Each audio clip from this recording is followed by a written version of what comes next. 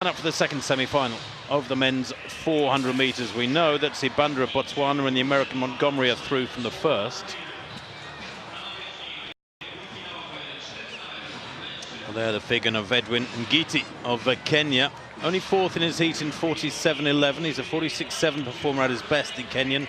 He goes in lane 2. I can tell you that in this second semi-final, the world top two are up against each other. It's a strange draw, but of course a result of the results of the heats. Joachim Dobbe of the Netherlands, only sixth in his heat, got through as the fastest loser in 47.67. I suspect this will be his individual championship over and done with after this one. Louis Charles of Dominica goes in lane 4, 47.09, and relaxed 47.09 in his heat. Then Matsukiyo of Japan, who's a 46.74 performer, very close to that in his heat. He goes in 5. Then the world number 1, Martin's already mentioned, Baboloki Thebe, the world number 1, number 2 all time at 19 years of age. He's run 44.22 this year, so close to being a world record. Abdallah Haroun is the world number 2 this year, the third fastest man in history for Qatar. He goes in 7. He's just 19 years old. Then Musa Ali Issa goes in lane 8 for Bahrain. In fact, just looking, looks like the Bahraini is a no-show, as we see Ivan Nunez of Mexico on the outside there in lane 9.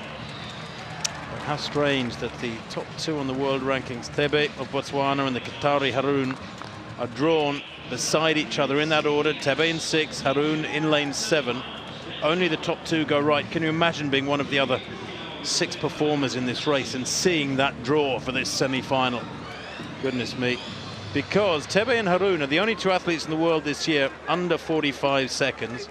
Thebe, an extraordinary talent, won his heat in 46.25, won the African Championships in Durban back on the 24th of June in 44.69.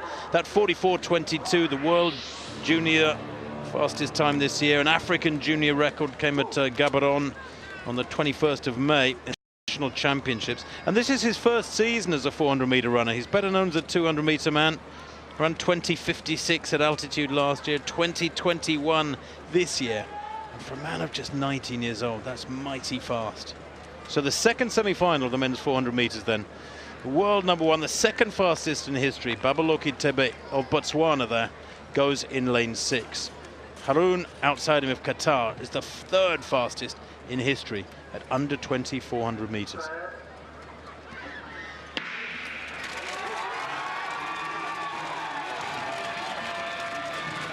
Well, away without any trouble at all. Haroun, third from left.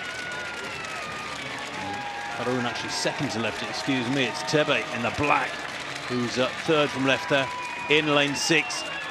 Moving very smoothly indeed. Haroun has gone out pretty aggressively. The others struggling to go with this. Matsukiyo of Japan is a long way down in lane 5. Louis Charles of Dominica in 4 is also struggling. But look at these two, a class apart, quite frankly. And Thebe turned it on around that bend and eased past Haroun as if to say, get back and stay in your place. I am number 1. Head-nodding style of his. It's not a smooth run, is it? But 44.66. Oh, my word. I can tell you, there's only 5 other juniors in the history of one-lap running who have run as quickly as that. That was extravagant. I wonder whether he might pay for it come the final. Probably not. 44.67, in fact. Only athletes like LaShawn Merritt and LaGuelin Santos and Karani James have gone quicker. Steve Lewis as well. But that's a very, very special run indeed. And Haroun, I suppose, Martin, for Qatar in the lane outside him, almost gave him something to shoot at over the first 300.